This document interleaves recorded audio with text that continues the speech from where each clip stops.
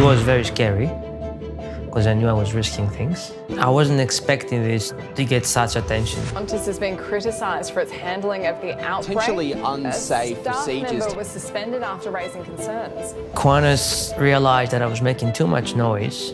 I was just a worker and I knew they can just flick me. The union had my back. They basically said from day one that whatever happens, we're going to be with you till the end. We're going to take it all the way. When I was growing up, I was looking at airplanes in the sky and I wanted to be a pilot. In my first day at Qantas, I felt really proud wearing the logo, you know. It was my dream job to get involved with the airline. There are fears a rapidly spreading virus has reached Australia. Early 2020, we started hearing on the news about this new virus in China, and people were a bit uncomfortable about that, especially when we were actually servicing planes coming from China. What if the virus is still on the plane? And what if what I'm cleaning right now is infected? And what if someone from my family dies because I gave them the virus? And at the same time, we had little to no information from Qantas. I was elected as a health and safety representative for my work group. We had a really strong bond. I started raising questions with management in regards to what the risk was. And management said that it was just like the flu.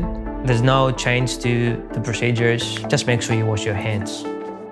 We were sent on a plane with no protection at all. And all of a sudden, you know, you see managers coming on board wearing a full hazmat suit. It smelled like something was rotten. I flooded them with emails. They just chose to either ignore me or kind of dodge the questions. I just made a decision. I'm just gonna direct those people to stop working. They basically stood me down. But I had the support of the union all along, and having faith in the union, it made me go, you know, made me go hard. Yeah, I certainly think what I did was brave. Things could have been different if we didn't act this way, and how much worse it could have been to the Australian community if we kept doing what we were told. If I didn't have the union behind me, none of this would have happened.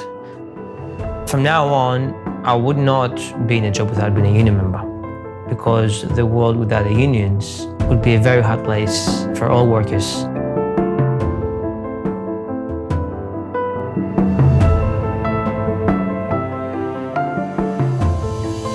That we are committing $130 billion in the pockets of working Australians because of you. In the Senate, the government failing to pass one of its flagship bills. The government a shock defeat on its so-called union-busting legislation. Decided that the government will not pursue further votes. They're the faces their loved ones say the law forgot. With industrial manslaughter laws finally passing in the upper house. Steps against women facing assault, facing harassment, trying to win equal pay. But when we come together, when we join together,